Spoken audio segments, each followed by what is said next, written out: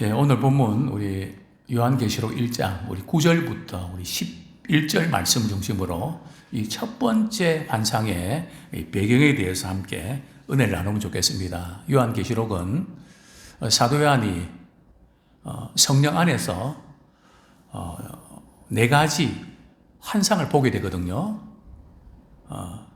그 네 환상의 그 내용을 보면 두 가지는 세상에 대한 환상이고 나머지 두 가지는 교회에 대한 환상입니다. 그래서 오늘 이제 첫 번째 이제 환상 내용은 요한계시록 1장 우리 9절부터 우리 3장 22절까지 이어지는데요.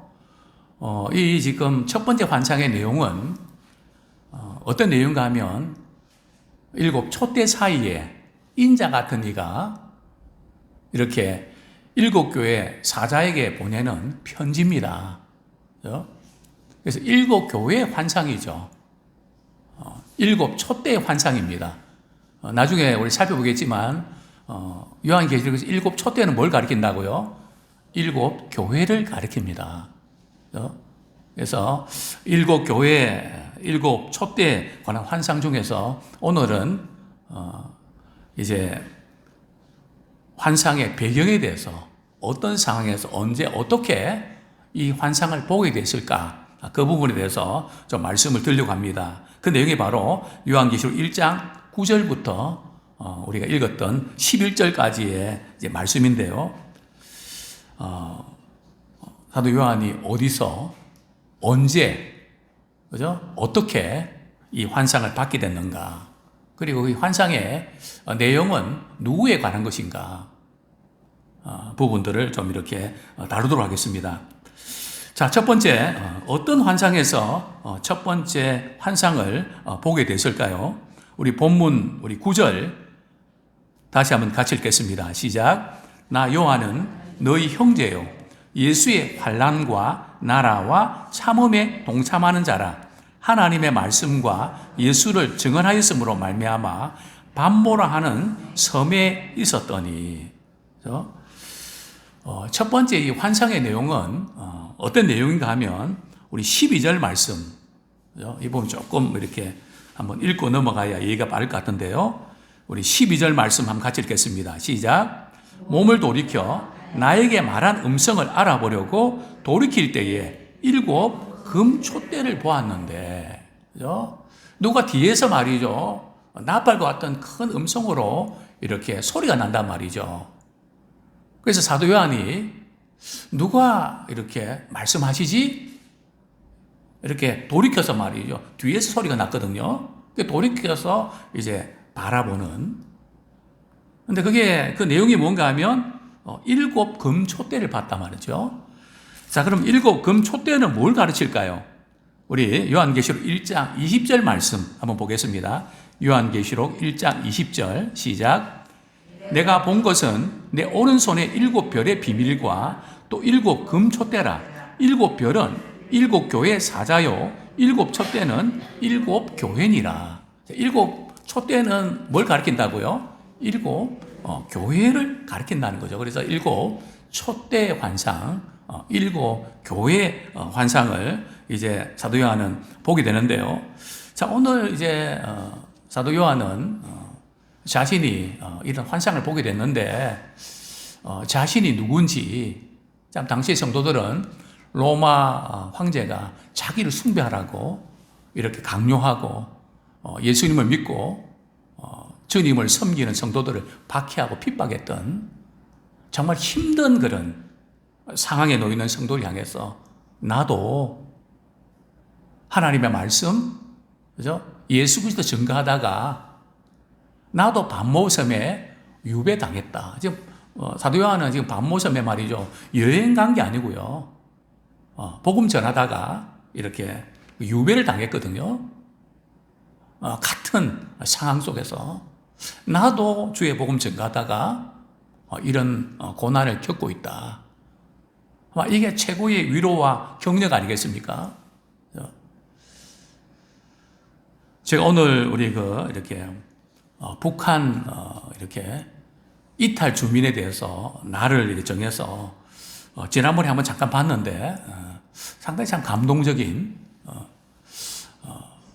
이제 윤 대통령이 이제 이렇게 연설할 때 참 많이들 우는 자유를 찾아서 또 그리고 꿈에 대한 이야기, 꿈을 찾아서 이렇게 왔다고 하는, 그러면서 많은 분들이 감동을 받는 그런 내용인데요.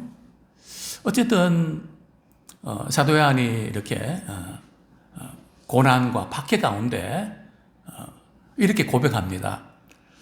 환난과 예수의 환난과 나라와 참음에 동참하는, 반드시 주님을 사랑하고 주님의 나라를 위해서 살아가는 사람에게는 반드시 고난이 있습니다. 저는 사실은 목회자들에게 특별한 그런 보통 사람들이 겪지 않는 많은 어려움들 겪는 것들을 종종 봅니다. 왜 그럴까? 그죠? 그 부분은 그것이 정상이죠. 주의 복음을 전가할 때는 주님의 나라를 위해서 살아가는 사람에게 있어서는 물론 목회자뿐이겠습니까? 성도들 마찬가지요. 환난과 나라와 이 참음에 동참하는, 반드시 고난의 상황이 우리 앞에 있다는 거죠. 여기는 이 환난은 그리스도의 명령에 대해서, 말씀에 대해서 온전히 충성할 때에 이렇게 다가오는 것이죠. 사실 어떤 점에서 우리가 환난을 겪지 않고 고난을 겪지 않는다는 것은 믿음이 좋아서 그럴 수도 있지만 사실은 좀 다른 면으로 우리 볼 수 있습니다. 온전히 충성하지 않고 적당하게 신앙생활 하기 때문에 그런 거 아닌가 하는 그런 부분들을 우리가 바라보게 되는데요. 뿐만 아니라 또 여기에서 나라는 말이죠. 우리 주님이 통치하실 때 오는 축복이거든요. 주님이 통치하신다는 그 자체가, 주님의 다스림 안에 우리 있다는 그 자체가 신자에게서 최고의 복이죠. 내가 무언가를 해내고 하나님 도와주시는 게 아니라 우리의 삶 전체가 말이죠. 그분이 다스려 주시고 그분이 주관해 주시는 그 자체, 그리스도 안에 있다는 자체가 최고의 복인 줄 믿습니다. 참음, 충성스럽게 주님을 사랑하고 섬기는 사람에게 있어서 반드시 우리 갖춰야 될 것은 바로 이 적극적으로 인내입니다. 참 신앙생활은 오래 참고 견디는 참음입니다.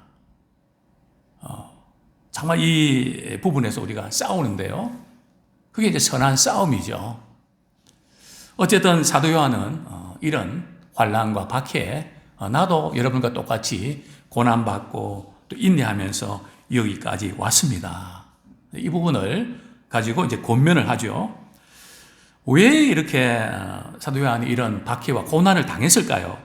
우리 9절 하반절에 보면 하나님의 말씀과 예수를 증언하였으므로, 하나님의 말씀과 예수님을 증언하는, 사실은 이 하나님의 말씀과 예수님을 증언한다는 것은 사실은 같은 의미입니다. 특별히 지금 요한계시록에서 이 표현이 많이 나옵니다. 과연 우리는 누구 때문에, 무엇 때문에 환난과 고통을 겪는가? 과연 하나님의 말씀에 순종하기 위해서, 또 복음에 합당한 삶을 살기 위해서 우리가 이런 일을 겪는가? 우리 한번 이 표현이 한 5번 정도 사용되는데요. 우리 요한계시록 6장 9절 한번 보겠습니다. 대단히 중요한 부분입니다. 우리 삶에 우리 고난 당하는 것도 차원이 다르단 말이죠. 요한계시록 6장 9절 말씀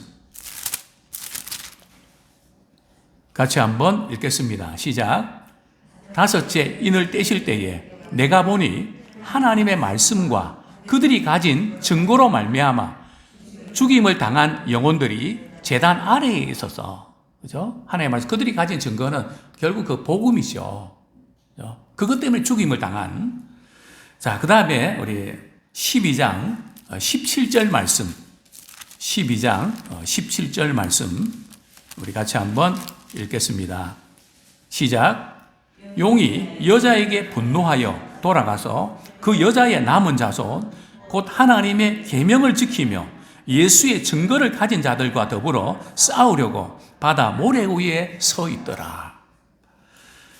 그 다음에 우리 19장 우리 10절 말씀 우리 19장 10절 말씀, 이 표현이 대단히 중요합니다. 우리 신앙생활에 가장 중요한 포인트라고 볼 수 있죠. 우리 19장 10절 같이 읽겠습니다. 시작. 내가 그 발 앞에 엎드려 경배하려 하니 그가 나에게 말하기를 나는 너와 및 예수의 증언을 받은 내 형제들과 같이 된 종이니 삼가 그리하지 말고 오직 하나님께 경배하라. 예수의 증언은 예언의 영이라 하더라. 우리 20장 4절 우리 같이 한번 읽겠습니다. 시작. 또 내가 보좌들을 보니 거기에 앉은 자들이 있어 심판하는 권세를 받았더라. 또 내가 보니 예수를 증언함과 하나님의 말씀 때문에 목배임을 당한 자들의 영혼들과 또 짐승과 그의 우상에게 경배하지 아니하고 그들의 이마와 손에 그의 표를 받지 아니하는 자들이 살아서 그리스도와 더불어 1000년 동안 왕노릇하니. 그렇습니다. 사도 요한은 복음 전가하다가 하나님 말씀 전가하다가 이제 유배당해서 반모섬에 갇히게 됐죠. 사실은 사도 요한은 나이가 많기 때문에 사실은 이제 유배를 당하는데요. 이 반모섬, 저희들이 아마 1박 2일 있었나 2박 3일 반모섬에 있었거든요. 반모섬은 불모의 섬입니다. 바위밖에 없고요. 곡식을 심으면 자라지 않는 아주 불모의 섬입니다. 탄강도 많아서 그저 이렇게 젊은 사람들은 이제 광부로 일하는 그런 곳이죠. 어쨌든 이런 정치범들을 유배하는 그곳에 사도 요한은 거기서 이제 시간을 보내게 되죠. 그리고 그 반모섬에서 환상을 보게 됩니다. 이제 그 본 환상을 이렇게 기록하게 되는데요. 여기서 우리가 좀 기억해야 될 부분들은 사도 요한도 반모섬에 있으면서 이런 생각하지 않았을까요? 비록 그는 제자지만 하나님의 말씀 전가하고 복음 전가하다가 다른 제자들은 가룟유다를 제외하고는 다 복음 전하다 목배임 당하고 순교했거든요. 근데 사도 요한은 자연적인 죽음을 맞게 됩니다. 아주 90세 이상 생존했다고 하는 이야기가 있는데요. 다들 이제 순교당하고 그러면서 이런 생각은 들지 않았을까요? 왜 내가 복음 전가하다가 그동안 주님 따라다니고 이렇게 순종했는데 내가 왜 이런 일을 겪어야 될까? 뭐 그런 생각 들었을까요? 안 들었을까요? 당연히 들었죠. 육체를 가지고 있는 인간인데요. 그럴 때 좀 서글픈 생각도 하게 되고 또 울적한 마음도 들지 않았을까요? 물론 믿음으로 이렇게 이 모든 것들을 이겨냈겠지만 인간적으로는 그럴 수 있다는 거죠. 또한 우리도 그렇지 않습니까? 우리도 믿음 생활하는데도 왜 이렇게 몸이 아프고 왜 힘든 일이 생기고 내 자신이 무력한 것 같고 나만 불행한 것 같고 비참한 것 같고 초라해 보이고 그러나 우리는 인간적으로 생각하면 그렇지만 말이죠. 사도 요한은 말이죠. 그런 상황 속에서 영광스러운 주님을 바라보게 됩니다. 그래서 예수 믿는 사람들은 말이죠. 우리가 우리 자신을 바라보지 않을 수 없지만 초라하고 비참한 그런 자신을 바라보면서 불행하게 생각하는데 시간을 많이 쓰면 안 돼요. 잠깐으로 끝나셔야 됩니다. 그리고 영광스러운 주님을 바라보면서 우리의 맡겨진 사명을 향해서 우리의 힘을 내기를 소원합니다. 나의 비참한 부분들은 우리가 알잖아요. 죄로 인해서 전적으로 부패하고 죽을 수밖에 없는 우리가 안 씹어도 더 이상 씹을 것도 없고 우리 이미 결론이 나 있지 않습니까? 그래서 주님이 나 같은 죄인 위해서 십자가 지시고 구원해 주셨잖아요. 하나님의 자녀가 되게 해주셨잖아요. 영원한 천국에 대한 소망을 주시지 않았습니까? 그렇기 때문에 우리는 늘 고난 가운데 영광스러운 주님을 바라보는 믿음의 사람 되기를 축원합니다. 왜냐하면 주님은 이전에도 계셨고 지금도 계시고 장차 오실 분이시잖아요. 내 눈에 주님이 안 계신 것처럼 보여도 안 계신 게 아니고 주님은 살아서 지금도 일하고 계십니다. 그래서 어떤 분이 이런 말을 했더라고요. 믿는 자에게 고난이 있어도 절망은 없다. 한번 우리 따라해 보시겠습니까? 믿는 자에게 고난은 있어도 절망은 없다. 왜냐하면 주님이 붙잡고 계시니까요. 궁극적으로는 우리 주님이 승리하시고 궁극적으로는 우리 믿음의 사람들 구원해 주시는 그런 우리들이기 때문에 그렇습니다. 자, 두 번째로 첫 번째 환상을 말이죠. 언제 어떻게 보게 됐을까요? 다시 우리 요한계시록 1장으로 돌아갑니다. 1장 10절, 11절 우리 같이 읽겠습니다. 시작. 주의 날에 내가 성령에 감동되어 내 뒤에서 나는 나팔 소리 같은 큰 음성을 들으니 이르되 내가 보는 것을 두루마리에 써서 에베소, 서머나, 버가모, 두아디라, 사데, 빌라델비아, 라오디게아 등 7교회에 보내라 하시기로. 자, 이제 사도 요한이 말이죠. 첫 번째 환상을 본 날이 일주일에 무슨 요일이라고요? 주의 날입니다. 주의 날은 오늘날 우리 구약시대에는 안식 후 첫날이거든요. 안식 후 첫날이면 오늘날 어떤 날이죠? 주일을 말하는 거죠. 부활하신 주님을 기념해서 우리가 주일을 지키지 않습니까? 바로 이렇게 주일에 매주일 첫날 지금 사도 요한이 환상을 봤는데 말이죠. 무엇에 이끌려서 환상을 봤을까요? 자기 자신에게 이끌려서 환상을 봤을까요? 아니면 천사들을 통해서 환상을 봤을까요? 오늘 본문에 보면 성령 안에서 특별히 요한계시록은 성령 안에서 주님께서 보여주시다는 표현이 계속 강조되어 나옵니다. 우리 한번 찾아볼까요? 우리 1장 10절 읽었고요. 4장 2절 한번 보겠습니다. 그래서 성령의 감동이 되어서 보여주신 환상이라는 거죠. 4장 2절 시작. 내가 곧 성령에 감동되었더니 보라 하늘에 보좌를 베풀었고 그 보좌 위에 앉으신 이가 있는데. 자, 우리 17장 우리 3절 한번 보겠습니다. 17장 3절 시작. 곧 성령으로 나를 데리고 광야로 가니라. 내가 보니 여자가 붉은 빛 짐승을 탔는데 그 짐승의 몸에 하나님을 모독하는 이름들이 가득하고 7무리와 10뿔이 있으며. 성령으로 나를 데리고. 그 다음에 우리 21장 10절. 21장 10절. 우리 같이 한번 읽겠습니다. 시작. 성령으로 나를 데리고 크고 높은 산으로 올라가 하나님께로부터 하늘에서 내려오는 거룩한 성 예루살렘을 보이니. 지금 사도 요한은 말이죠. 밤모습이 있지만 성령 안에서 말이죠. 첫 번째 환상을 보게 되는 겁니다. 초월적인 그런 계시를 이제 받게 되는 거죠. 자, 뿐만 아니라 성령 안에서 이 환상을 보게 되고 그리고 뭐가 들렸다고요? 나팔 소리 같은 큰 음성이 들렸습니다. 우리 10절 하반절 보면 어디서요? 앞에서 뒤에서요? 뒤에서, 그죠? 10절에 보니까 내 뒤에서 성령에 감동되어 내 뒤에서 나는 나팔 소리. 뒤에서 나팔 소리 같은 게 나니까 말이죠. 누구의 음성인가 궁금할 거 아닙니까? 그죠?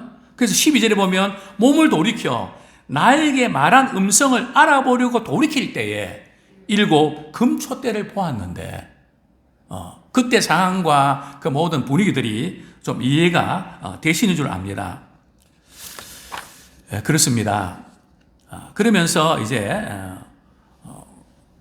본 것을 기록해라. 이 본 것이 뭘까요? 1차적으로는 이제 7 교회에 대한 그런 것, 주님께서 또 이제 예수님의 그 모습, 그죠? 이제 12절부터 16절에 보면 예수님이 어떤 모습으로 이렇게 찾아오셨는가, 뭐 여러 가지 많은 표현들이 나오거든요. 뿐만 아니라 이것을 기록하라고 하는 것은 요한계시록 전체 내용을 기록해서 7교회 주의 종들에게 갖다 줘라는 거죠. 편지를 전해주라는 겁니다. 그죠? 자, 이제 말씀을 정리하겠습니다. 우리 요한계시록 우리 1장 19절 말씀 같이 읽고 말씀 뵙겠습니다. 시작. 그러므로 내가 본 것과 지금 있는 일과 장차 될 일을 기록하라. 그래, 요한계시록은 말이죠. 여러 가지 많은 해석 방법이 있지만은 이 세 가지입니다. 그죠? 내가 본 것과 과거죠. 지금 있는 일, 지금 보는 것과 그리고 장차 될 일이 이 세 가지가 같이 이렇게 연결되어 있다는 사실을 우리가 인지를 하셔야 됩니다.